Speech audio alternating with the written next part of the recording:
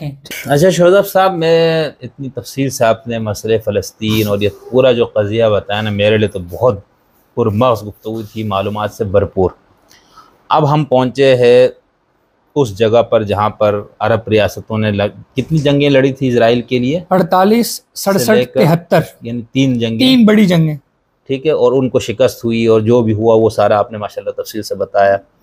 अब हम आते हैं कि ईरान इस वक्त यानी काफ़ी अरसे से वो अरब रियासतों ने अपने आप को पीछे कर दिया, ईरान इसमें दाखिल हुआ और उस दाखिल होने के बाद फिर सुन्नी दुनिया में ख़ास तौर पर, या सुन्नी से मुराद सुन्नी भी नहीं कहने चाहिए, जो ईरान मुखालिफ लोग हैं और कुछ लोग मसलक की बुनियाद पर उसकी मुखालफत करते हैं, तो उनके यहाँ ईरान के हवाले से बड़े शकूक व शुबहात भी पाए जाते हैं। ठीक है, ये अभी जो हानिया साहब की वहाँ पर जो हलाकत हुई उसके ऊपर भी लोग कहते हैं बुला के मारा है, ठीक है, और ये रिवायत आपने नहीं छोड़ी, तो हालांकि वो इंतहाई बेहुदा सी बात है इस तरह के, है ना। तो ये हमें बताया कि ईरान कब दाखिल हुआ, फिर ईरान ने दाखिल होने के बाद मसले फ़लस्तीन के हल के लिए क्या कोशिशें की, कितनी जंगें लड़ी इसने, कितनी जानें दी ईरान ने, ठीक है, और अभी तक, और हमास से इनका ताल्लुक़ वगैरह ये सब कैसे बना। बिल्कुल, हाँ। तो सबसे पहले तो हमें ये समझने की ज़रूरत है कि ईरान फी नफ्से ही ईरान क्या है।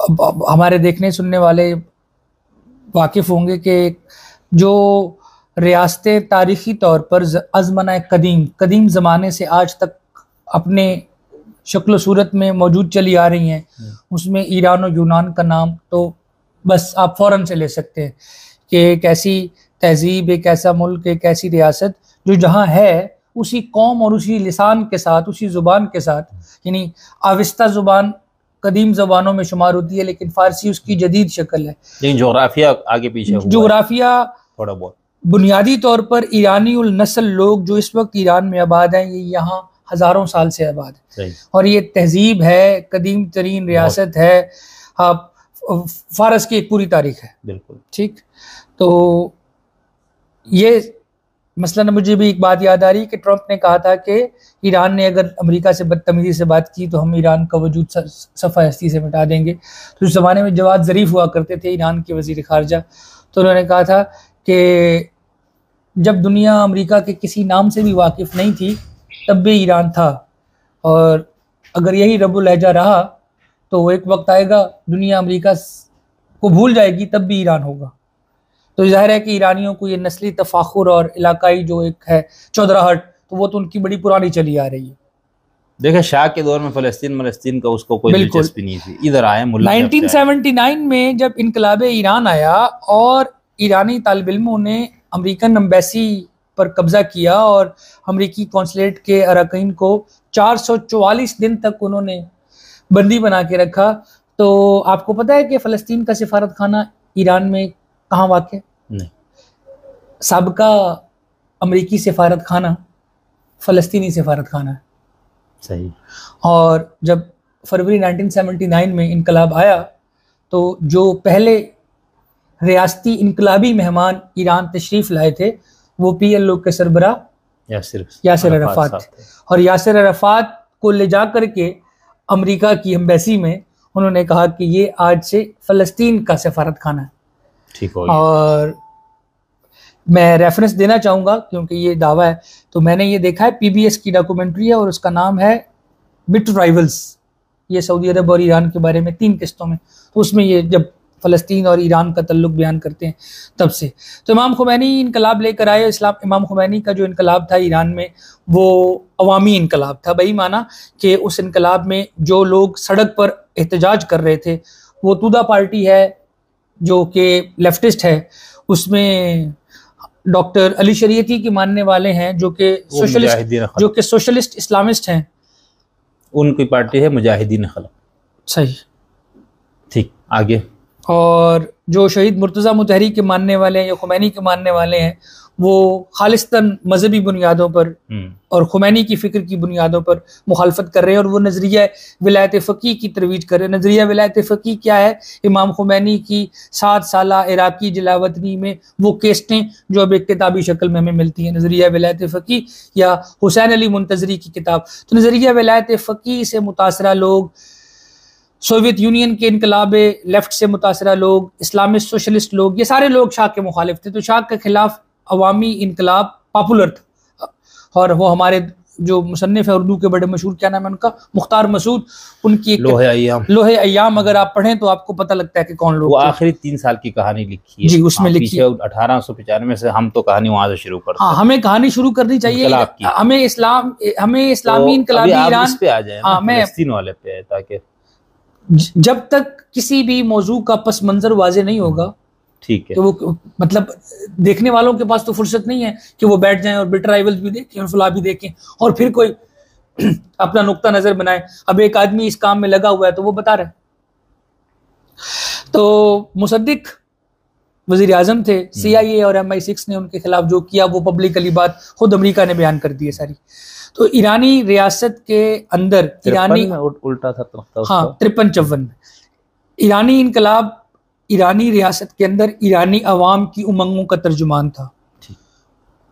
इनकलाब आ गया, खुमैनी साहब आ गए, फलस्तीन की हिमायत हो गई, अमेरिका से दुश्मनी हो गई, क्लियर हो गई। ये पॉलिसी खुमैनी ने दी 1979 में। 1979-80 में हमें ये अंदाज़ा होना शुरू हो गया था कि लेबनान में जो PLO है, PLO जॉर्डन से भाग के लेबनान में पनाह ली हुई थी, तो इसराइल उनको मारने के लिए लेबनान में आएगा। लेबनान एक ऐसा मुल्क है जहाँ 3 आबादियां हैं, मसीही, सुन्नी और शिया मुसलमान। और 1979-1980 में सबसे कमतर दर्जे पर समाजी तौर पर, तालीमी तौर पर, माशी तौर पर कौन है? लेबनान के शिया। इमाम खुमैनी ने कहा था कि इस्लामी इनकलाबी ईरान मुस्तज़फ़ीन का इनकलाब है, मजलूमों का इनकलाब है, और इनकलाब ईरान की हुकूमत दुनिया भर में मजलूमीन की मदद करेगी। और ये तो आप जानते हैं कि जब इमाम खुमैनी मजलूम कहेंगे तो इससे मजलूम कौन मुराद होगा? अहले तशी, दुनिया भर में फैले हुए अहले तशी। तो सबसे नज़दीक अहले तशी जिनको इसराइल की तरफ से, जो कि लेजिटिमेट दुश्मन है पूरे आलम इस्लाम का खतरा था, तो ईरान ने अपने इस्लामी इनकलाब के जो रहनुमा थे उनको भेज दिया। और मौलाना अब्बास मूसवी जो हिजबुल्लाह के बानी हैं, उनकी तरबियत होना शुरू हुई और उनके लोगों को ट्रेंड करना शुरू किया। इसी दौरान मूसा सदर की तंजीम थी अमल, वो लबनान में सरगर्म अमल थी।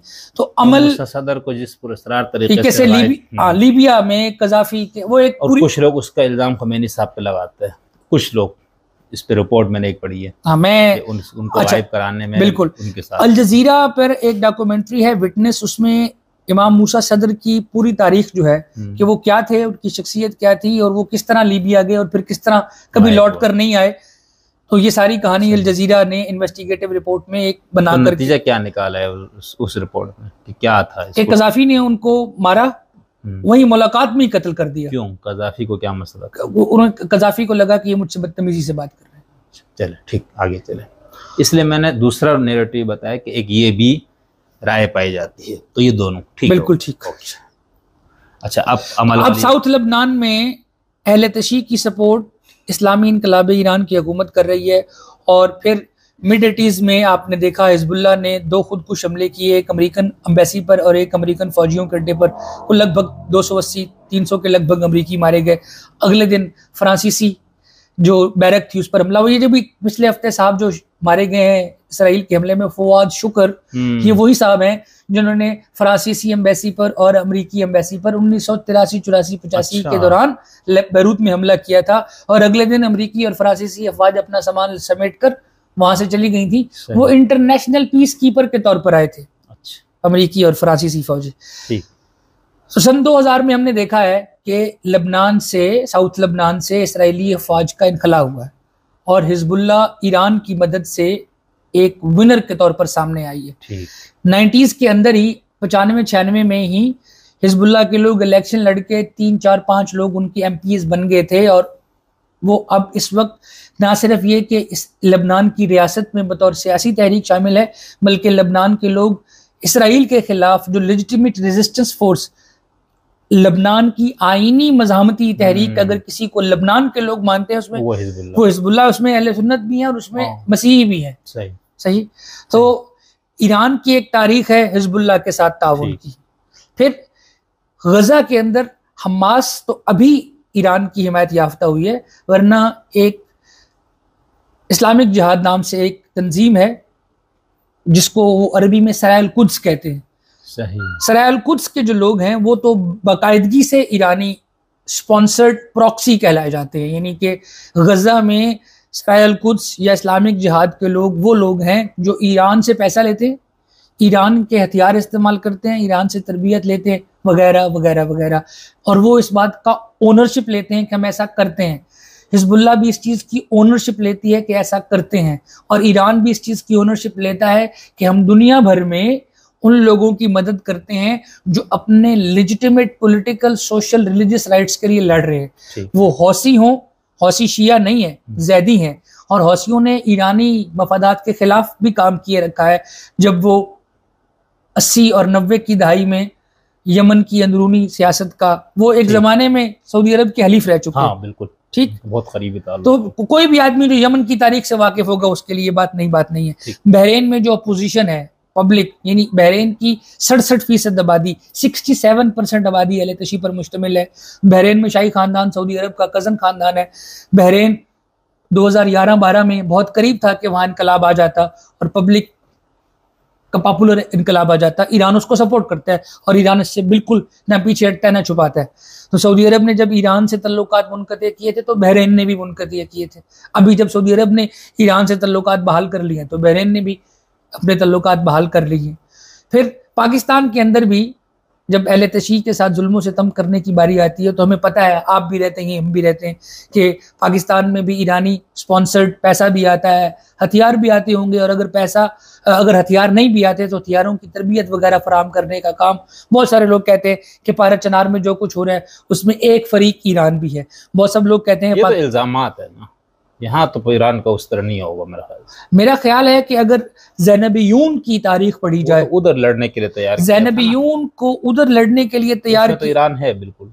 लोग तो पाकिस्तान से गए हैं और मेरे इलाके से भी लोग गए हुए हैं, और वो लोग मारे भी गए हैं और उनको पैसे भी मिले हैं और उनको ईरान के अंदर घर भी मिलता है। ठीक है। तो पाकिस्तान, लेकिन वो तो आप एक सेकंड, अच्छा ठीक, पाकिस्तान ने किसी जमाने में लोगों को हेल्प किया था अफगानिस्तान में लड़ने के लिए, किया था।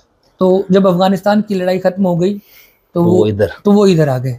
तो पाकिस्तानी रियासत, अभी कराची में बहुत सारे अहले तशी लोग लापता हैं। ये BBC पर रिपोर्ट आई, उसकी नौजवान का क्या नाम है, उसका सिकंदर किरमानी की, है ना। तो पाकिस्तान में है ईरान का ये सिलसिला। तो दुनिया भर में अहले तशी को सपोर्ट करने का तो अब इस पे तो कोई दो राय नहीं। हाँ, लेकिन मैं यहाँ ये वजाहत कर दूं कि सिर्फ शिया ईरान के मददगार या हिमायती नहीं है, हमास, बल्कि आप ये भी ऐड करें कि बहुत, यानी तमाम शिया ईरान के हामी नहीं है। मैं अभी आने वाला, मैं आर्मीनिया और अजरबैजान की लड़ाई का, पाकिस्तान की बहुत से शिया और ईरान के अपने शिया उस सिस्टम के हामी नहीं है। हाँ, वो नजरिया विलायत फकीह से मुखालिफ करना और है। दोस्त मेरा आप पहले बताइए, मेरा दोस्त भी है तो इनसे थोड़ा मैं बेतकल्लुफी से भी बात कर रहा हूँ और काट भी रहा हूँ, वरना मेरा तरीका ये नहीं है। मेरा तरीका फकीरी नहीं अमीरी है। मैंने उल्टा कर दिया, ठीक है। तो उसमें मैं कह रहा हूँ कि हमारे यहाँ समझे, आपने ईरान पे कोई बात की तो ये लगता है कि आपने शियों की बात की। हालांकि खुद शियों में जो ईरान मुखालिफ है ना, उनकी किताब आप पढ़े तो आप तौबा करेंगे कि इस कदर मुखालिफत हो सकती है। मतलब हम जानते हैं कि इराक में अमेरिका के सबसे बड़े मुखालिफ शिया फर्द का नाम मुक्तदा उल सदर है। मुक्तदा उल सदर इमामा पहनते हैं, अबाकबा पहनते हैं, शिया मौलवी हैं, ईरान के हामी नहीं है, बिल्कुल भी नहीं है। उनके सऊदी अरब से कहीं ज्यादा करीबी तल्लुकात हैं बनिस्बत ईरान के। सही है। और आज़रबाईजान शिया है, और आज़रबाईजान इसराइल का मिडल ईस्ट, सेंट्रल एशिया में सबसे करीबी दोस्त है। तुर्की, आज़रबाईजान, पाकिस्तान और इसराइल की चारों अफवाज ने पिछले साल मुश्तरका मशक़ें की हैं, और आज़रबाईजान और आर्मीनिया की लड़ाई में ईरान आर्मीनिया का खामोश हिमायती होता है। हालांकि आज़रबाईजान के लोग 100% शिया और फारसी भी बोलते हैं। ऐसा ही। हाँ, तो इसका मतलब ये है कि ईरान आपको चचनिया के मुसलमानों की हिमायत करता हुआ नजर नहीं आता, ईरान आपको आज़रबाईजान के शिया मुसलमानों की हिमायत करता हुआ नजर नहीं आता, और ईरान आपको कश्मीरी मुसलमानों की भी हिमायत करता हुआ नजर नहीं आता। तो अगर ईरान फ़लस्तीन के मुसलमानों की हिमायत करता है तो उसमें एक बड़ी वजह यह है कि मशरिक़ वुस्ता की सियासी क़यादत उस आदमी के सर जाएगी जो मुसलमानों की नुमाइंदगी करते हुए इसराइल से टकराएगा। इसराइल मशरिक़ वुस्ता के मुसलमानों का आईनी तनाज़ा है, जायज़ तनाज़ा है, और वो जायज़ तौर पर ये मानते हैं कि हमारे खित्ते में ये यूरोपियन कॉलोनियलिज्म का आखिरी अड्डा है जिसे ख़त्म किया जाना है। तो अगर अरब से जो बालादस्त ख़ानदान है जो हुकूमत कर रहे हैं वो हटा दिए जाएं और अवामी राय की बात की जाए तो मैं ये कहूँगा कि तमाम आलम अरब नहीं बल्कि तमाम आलम इस्लाम, बल्कि अब तमाम वो लोग जो कॉन्शियस रखते हैं, वो अमेरिका की यूनिवर्सिटियों के लड़के भी हैं, लड़कियां भी हैं, यूरोप के बच्चे बच्चियां भी हैं, वो सब लोग ये मानने को तैयार हो चुके हैं और वो ये बार बार कहते हैं कि फ़लस्तीन के लोगों के साथ जुल्म व ज़्यादती की जा रही है। तो अब इसी कॉन्टेक्स्ट में हमें नज़र आता है कि ईरानी रियासत इसराइल की मुखालिफ है, क्योंकि इससे उनके इनकलाबी हुकूमत को आईनी जवाज मिलता है। सही, बिल्कुल, जो दावा किया था शुरू से कि बिल्कुल कि हम दुनिया भर में मजलूमी के हामी हैं, तो इस वक्त मजलूमियत का सबसे बड़ा परचम जो है वो फ़लस्तीन में लहरा रहा है, वाकई में है, ऐसा ही है। तो जहाँ तक बात है कि इस्माइल हानिया यहाँ आए और मरवाए गए या मारे गए, उसमें क्या है, तो मैं ये कहूँगा कि अभी ट्रंप पर 2 हफ्ते पहले हमला हुआ है, अमेरिका में 9/11 हुआ है, पाकिस्तान में ओसामा बिन लादेन रहते थे। तो इंटेलिजेंस फेलियर होना इस बात की अलामत नहीं होती कि कोई मुल्क कमजोर कितना है या कोई मुल्क ताकतवर कितना है। बिल्कुल। और किसी फर्द की टारगेट किलिंग करने का मतलब कोई स्ट्रेटेजिक कामयाबी नहीं होती। सही। मैं रात को देख रहा था 2006 की एक डॉक्यूमेंट्री है जर्नी मैन की, और उसमें वो बता रहा है ऑस्ट्रेलिया का एक सहाफ़ी गजा में गया हुआ है और कह रहा है कि अभी 4 महीने हुए हैं डॉक्टर अब्दुल अजीज रंतेसी को कत्ल किया गया है इसराइल की तरफ से, और उनकी शहादत से 1.5 महीना पहले इस तहरीक के बानी शेख अहमद यासीन को हेलीकॉप्टर से मिसाइल मार के मार दिया गया है। इसराइल ये समझ रहा है कि उसने हमास की आइडियल क़यादत जिन्होंने बनाया है अब्दुल अजीज रंतेसी और शेख अहमद यासीन को ख़त्म कर दिया, और इसराइल ये समझ रहा है कि शायद हमास ख़त्म हो गई है। तो वो फिर वो इंटरव्यू करता है इस्माइल हानिया से और बाकी जो दीगर सेकंड टियर की क़यादत है, और वो ये कह रहे हैं कि शेख अहमद यासीन और डॉक्टर अब्दुल अजीज रंतेसी ऐसे लोग थे जो इसराइल से वाकिफ थे और इसराइल जिनसे वाकिफ था, जेलों में ही रहे सारी जिंदगी उनसे, तो वो पॉलिटिकल लोग थे, उनसे सियासी बातचीत की जा सकती थी। अब जो लोग क़यादत बना रहे हैं, सेकंड टियर क़यादत आ रही है, इसराइल उनसे वाकिफ नहीं है, और हमारे यहाँ अफराद की कमी नहीं है, कोई शख्स मर जाएगा तो हमारी तहरीक कमी नहीं आएगी। फिर खालिद मिशल उसके सरबराह बने, फिर इसराइल ने खालिद मिशल को उर्दन में मारा, यानी उनके कान में एक जहरीला इंजेक्शन छिड़का गया, और उर्दन की इंटेलिजेंस ने उन लड़कों को पकड़ लिया, मुसाद के लड़कों को, जिन लोगों ने खालिद मिशल के कान में स्प्रे किया था। शाह हुसैन जो उस वक्त उर्दन के बादशाह थे, उन्होंने कहा कि मेरे बेटे को, खालिद मिशल मेरा बेटा है, मेरे बेटे को उर्दन में इसराइल ने हमला करके इसराइल ने अपनी एम्बेसी के लिए आग का एहतमाम किया है।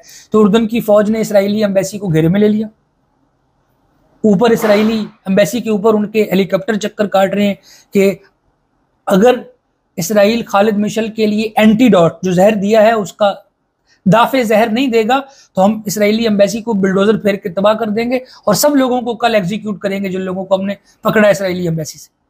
तो रात ही रात मुसाद का चीफ आया, उसने माफ़ी भी मांगी और खालिद मिशल को जो जहर दिया था उसका एंटी जहर देकर गए, और यूं खालिद मिशल की जान बच गई। अभी इस्माइल हानिया 2006 में इंतखाबात हुए हैं, अल-फतह और हमास दोनों, गजा और मगरबी किनारे में इलेक्शन हुए हैं, और इलेक्शनों में कौन जीता है? हमास जीती है। और हमास मुंतखब, यानी अगर मगरिब ये कहता है कि जमहूरियत एक जायज़ तरीका है, तो उस जायज़ तरीके से तो फ़लस्तीन की अवाम ने हमास को वोट दिए। फ़लस्तीन की अवाम हमास को वोट देते हैं तो आप कौन होते हैं एतराज़ करने वाले, या मैं कौन होता हूँ एतराज़ करने वाले? इंडिया के लोग अगर मोदी को वोट देते, हम कौन होते हैं एतराज़ करने वाले? पाकिस्तान के लोग अगर किसी पॉलिटिकल पार्टी को, पाकिस्तान में अभी आजकल तनाज़ा यही है ना कि जिसको वोट मिला है उसको हुकूमत नहीं मिली, तो ये तो फिर अगर जिसको वोट मिलेगा और उसको हुकूमत नहीं मिलेगी तो अवाम तो नाराज़ होंगे। तो इस्माइल हानिया जो क्या कहते हैं इत्तेहादी हुकूमत थी उसके वजीर आज़म थे, तो इसराइल ने अभी हाल ही में एक कौम के मुंतखब वजीर आज़म को एक तीसरे मुल्क के मुंतखब सदर की हलफ बर्दारी की तकरीब के दौरान दहशतगर्दी के जरिए मारा है। उससे पहले मोहसिन फ़खरेज़ादा को मारा जा चुका है इसी तरह पुरअसरार अंदाज में, जो ईरान की एटॉमिक एनर्जी कमीशन के हेड थे। अभी जनरल बाकरी को मारा है उन्होंने दमिश्क में, और इब्राहिम रईसी का जहाज भी पुरअसरार तरीके से तबाह हुआ है। तो ये सारी, किसी शख्स को कत्ल करना इस बात की दलालत नहीं है कि आपने ये जंग जीत ली। वो इस्माइल हानिया की शहादत के बाद रात को याहिया सिनवार को सरबराह बना दिया गया है। अब वो सारे लोग सर पीट के बैठे हुए हैं कि इस्माइल हानिया से तो बातचीत की जा सकती थी क्योंकि वो जिहादी नहीं था, वो फील्ड कमांडर नहीं था, वो तो एक पॉलिटिकल आदमी था जिससे आप डायलॉग कर रहे थे। अब याह्या सिनवार गजा के अंदर छुपे हुए हैं और जंग कर रहे हैं, और इसराइल का हदफ यह है कि याह्या सिनवार को मारा जाए। अब इसराइल याह्या सिनवार से मुज़ाकरात के जरिए अपने कैदी छुड़वाएगा 110 कि उसको गोली मारना चाहेगा। तो इस वक्त हमास के सरबराह इस्माइल हानिया को मारकर इसराइल ने वक्ती कामयाबी जरूर हासिल की, एक नुमाइशी कामयाबी जिसको सिंबॉलिक विक्ट्री कहते हैं। आपने हमास के सरबराह इस्माइल हानिया को मार दिया, आप ऐलान कर दें कि हम जंग जीत गए, कल से गजा की जंग बंद। तो अगर नेतन्याहू ऐसे करते तो हम समझते कि वो सियासी समझदार आदमी है, एक आदमी को मार के बड़े आराम से अपनी फौज वापस बुलवा लेगा, लेकिन उन्होंने ऐसा नहीं किया और कल रात याह्या सिनवार सरबराह बन गए हैं। अब गजा की जंग तो कभी बंद नहीं होने वाली, ना नेतन्याहू ये चाहते हैं कि ये जंग बंद हो, ना याह्या सिनवार ये चाहते हैं ये जंग बंद हो। हाँ, ईरान ये चाहता है ये जंग बंद हो, अमेरिका ये चाहता है ये जंग बंद हो, सारी दुनिया के लोग ये चाहते हैं कि ये जंग बंद हो। अब देखते हैं कि नेतन्याहू और याह्या सिनवार की लड़ाई से कौन जीतता है। आखिरी बात वो ये कि क्या ईरान इस्माइल हानिया की हलाकत का, शहादत का जो तेहरान में हुई बदला लेगा?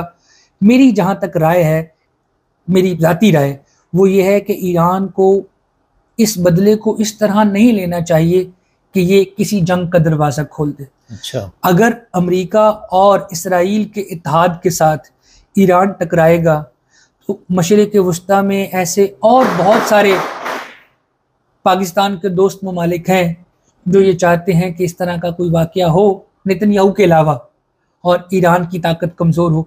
ईरान को चाहिए कि वो अपनी ताकत को बचा करके रखे किस काम के लिए, किसी ऐसे मौके के लिए, मतलब किस काम के लिए? अगर अगर अगर उनको ये वक्त नहीं आया, अगर उनको ये लगता है कि किस तरह का वक्त कई बार आया ना, अभी आप करें, मेरे 2-3 सवाल अभी तक जमा हो गए आपके। मैं ये कहना चाह रहा हूँ कि ईरान को चाहिए कि वो जंग से किसी भी सूरत अवॉइड करे, अगर किया जा सकता है तो। अल्लाह अकबर। अच्छा।